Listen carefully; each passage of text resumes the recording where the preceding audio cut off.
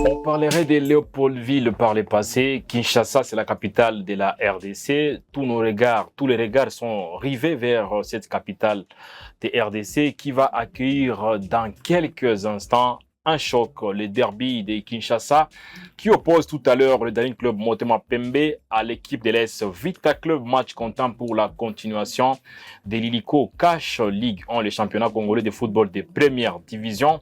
Nous allons parler de cette explication en long et en large dans cette antenne consacrée bien sûr à ces derbys quinois avec un invité qui est déjà sur place dans cette production de WAB Info Télévision. Bienvenue.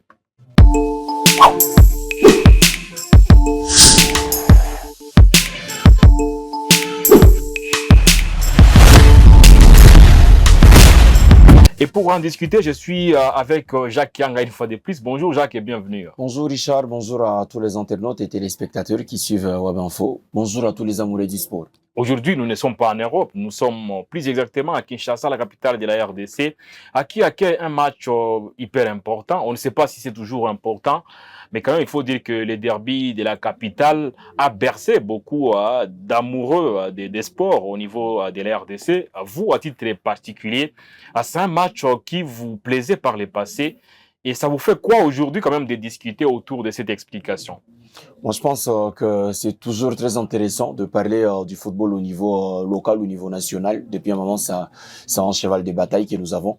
Et je pense que ces matchs, comme vous l'avez dit, peut-être pas celui qui est le plus craquant aujourd'hui, mais quand même le plus vieux derby de Kinshasa, un des plus vieux derby de la République démocratique du Congo.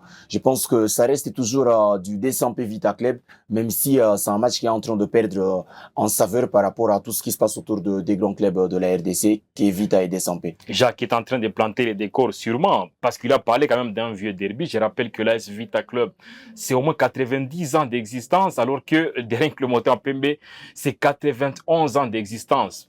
Sauf erreur de ma part peut-être, mais je rappelle que DSMP et V Club ont été tous créés par un seul individu, un seul homme.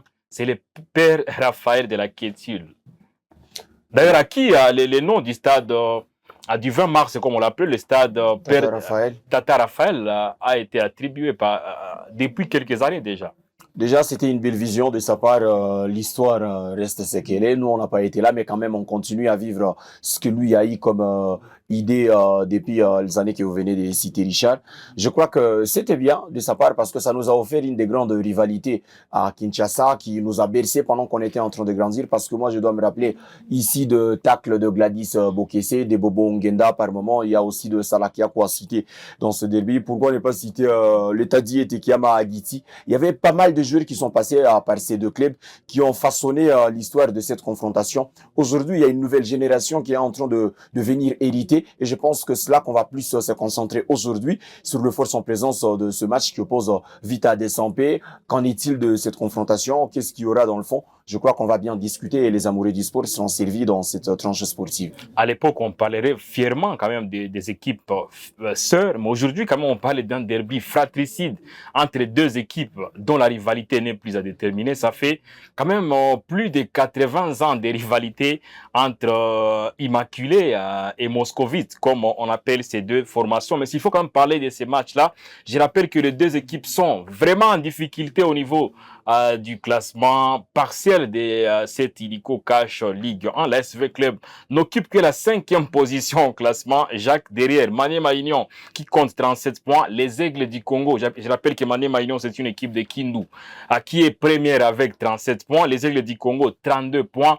L'équipe de l'AC Rangers de Kinshasa qui en compte 31. Ange Vert également est devant l'équipe de Vita Club 26 points. V Club ne compte que 24 points pour 16 matchs joués, 6 victoires, 6 nuls, 4 défaites et 4 points en termes de goals de différence. Ça fait quand même très longtemps qu'on avait vu V-Club aussi en difficulté au classement dans un championnat congolais qui pourtant était à sa portée, si pas qui voyait V-Club quand même figurer parmi les meilleures équipes. Ça fait très longtemps, mais je crois que Vita Club est en train de récolter sa mauvaise sémence. Parce qu'au vu de tout ce qui se passe aujourd'hui autour de ces clubs, au vu de tout ce qu'il y a eu comme changement par rapport aux effectifs, par rapport au staff technique, par rapport aux dirigeants. Moi, je crois qu'il y a une instabilité au sein de l'équipe de l'AS Vita Club. Peut-être qu'on peut dire qu'instabilité, c'est un mot qui est trop dur avec cette institution quinoise. Mais Vita Club, quand on est en train de voir, il y a déjà de Abdel Salem Ouadou, je crois, qui était entraîneur à un moment, qui a été remplacé, ouais. qui a été remplacé par, je crois, Raoul qui a signé l'intérim. Il y a Youssouf Dabo, déjà le Youssouf Sénégalais Dabo, qui a été rappelé aussi. qui est chez Vita Club, je ne sais pas aujourd'hui, qui est en train d'être aussi cité un peu loin de l'équipe de Vita Club. Il y a beaucoup de choses qui se passent autour. Aussi, si on devrait regarder les effectifs, c'est difficile de construire une équipe pendant que à chaque saison, il y a au moins une dizaine de joueurs qui viennent s'intégrer dans l'effectif. On avait peut-être les saisons passées, le Mwimba Isala, on avait les Ikangalombo, les Mpanzu, on avait déjà Mpiana Monzinzi aussi en attaque. Aujourd'hui, c'est comme si Vita a presque tout changé et il y a d'autres joueurs qui sont venus. Et à l'intersaison, on a vu d'autres joueurs qui sont venus chez l'équipe de l'AS Vita Club. Moi, je crois Et d'autres qui sont cités, c'est le cas de Dark et Kabangou notamment. Alors aujourd'hui, Dark, qu'est-ce qu'il apporterait à Vita Club? Je ne sais pas, je reste sceptique. Mais il y a beaucoup de choses qui sont passées autour de cette équipe de l'AS Vita Club qu'aujourd'hui, cette place d'une désorganisation de l'équipe de Vita, parce qu'au cours d'une saison, si vous regardez ce qu'Ange Vert est en train de faire, c'est une équipe promue cette saison en championnat national. Mais au-dessus de Vita Club, ça doit interroger le Moscovite et se dire c'est où qu'on a pêché et revoir vite c'est là parce que ça peut aller vite et que Vita rate peut-être cette saison, c'est playoffs. Parce que moi, je me dis, si Dauphin était aussi en compétition, peut-être que Dauphin allait titiller cette cette 5e place de Vita et aller envoyer cette équipe de Vita à la 6e place. Ça allait être un peu difficile, mais Vita, ils sont un peu dans le rouge par rapport aux standards auxquels nous les attendons, par rapport au projet qu'Amadou Diaby avait fixé au départ. 5e place, ça mérite pas les ambitions de Vita Club. On est tous unanimes que c'est inquiétant pour l'équipe de Vita Club, mais il faudrait peut-être chercher un vocabulaire pour le dernier club Motema Pembe. Puisque là, c'est vraiment pire. DSMP est 10e au classement sur 13 équipes. Il faut quand même les souligner. DSMP, c'est 15 points seulement en 17 matchs disputés en raison de 4 victoires, 5 nuls, 8 défaites concédées par DSMP depuis le début avec un goal de différence de -10 pour les géants quinois. Il faut quand même chercher un vocabulaire. Vous le trouvez, vous? Les grandes équipes ne meurent jamais, on peut les dire vous comme ça. Vous trouvez un vocabulaire pour la disette de l'équipe de Daniel vers le déclin, je ne sais pas, c'est un peu trop fort quand même. Ça reste les grands DSMP. De vocable, je ne pense pas parce que tout le vocable qui me vient, ça risque d'être extrémiste que les fanatiques du DSMP risqueraient de venir nous taper dessus. Mais quand même, ça reste du sport, ça reste de l'analyse sportive. DSMP, c'est une équipe qui fait pitié cette saison en championnat national. Quand on le regarde, je les ai vus ici à Goma, tout ce qu'il y a aussi dans cette institution DSMP, on l'a vu, avec un coach qui n'arrivait pas à transmettre de la confiance à ses joueurs, de joueurs qui, tu ne sais pas qui est leader sur le terrain, qui l'est pas, tout le monde il est en train, peut-être comme si en train de jouer dans son coin. Moi, je crois que DSMP aussi, cette saison, comme toutes ces deux institutions, d'ailleurs, ils doivent passer le torchon en interne, laver ces linges sales là-dedans et espérer ressortir encore une belle image. Mais au vu de tout ce qui est en train de se passer chez DSMP aussi, là, moi, je trouve pas de qualificatif parce que tout est un peu désordonné et bizarre chez l'équipe du DSMP. On rappelle que DSMP n'a même pas pris part à une compétition africaine la saison dernière. DSMP n'était même pas en mesure de se qualifier pour l'étape des playoffs. Donc, ça veut dire quand même que c'est une équipe qui est en train de récolter des fruits qui ne sont pas mûrs. Ça, c'est une évidence. Mais cela quand même nous renvoie à un questionnement dans cette émission. Les derbys quinois gardent-ils sa vraie place dans la hiérarchie des derbys au niveau de la RDC? Moi, je crois que oui, c'est un des grands matchs parce que... Historiquement ou en termes de tout ce qui s'est passé par le passé. Ouais. Moi, je crois que historiquement, ça reste Vita Club DSMP. Mais est-ce qu'on ne dirait pas, par exemple, que les derbys de Goma serait plus important, plus intéressant que celui de Kinshasa actuellement? Kabasha, Virunga. Les derbys de Kolwezi ou d'autres villes de RDC, parce qu'aujourd'hui, quand même, on parle d'une équipe de DSMP qui est 10e au classement, il faut quand même le dire. L'équipe de DSMP occupe la 10e position après 17 matchs joués. L'équipe ne compte que quand même 15 points en 17 matchs. Ce n'est même pas un point en termes de matchs disputés. Je rappelle que l'équipe de l'Est Dauphin Noir de la ville de Goma, à qui pourtant n'a joué aucun match depuis la décembre 2024. Depuis la phase retour, le début des phases retour jusqu'à aujourd'hui. Mais Dauphin occupe la 6e position jusqu'à présent et est au-dessus de l'équipe de Daring Club Moteur Pembe. Dauphin, c'est 12 matchs disputés, mais qui est 6e, DSMP, 17 matchs disputés et 10e.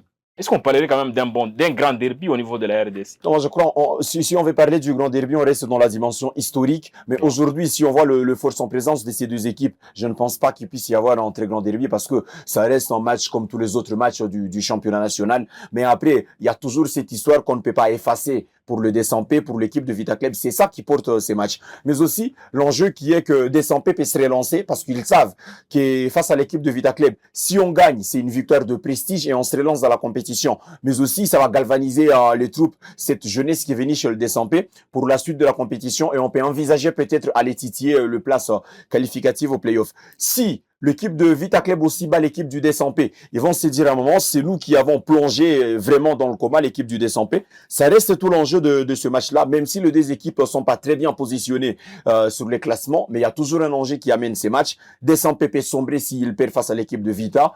Vita Club peut laisser un boulevard au Desampé de se relancer si Vita Club arrive à perdre. Je crois que c'est l'enjeu qui peut amener ces matchs. Mais si on doit répondre par rapport à la question, est-ce que c'est le grand match comme on doit le dire?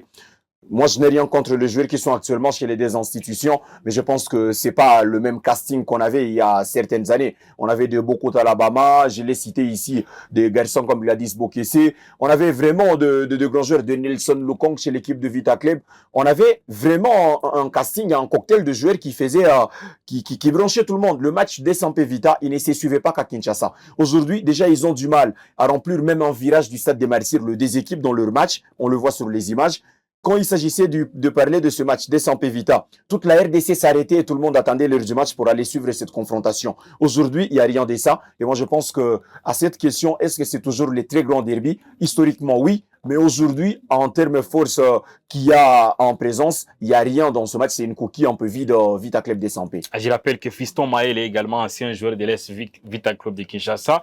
Lui qui a quand même été un des deux buteurs de la RDC face à la Mauritanie.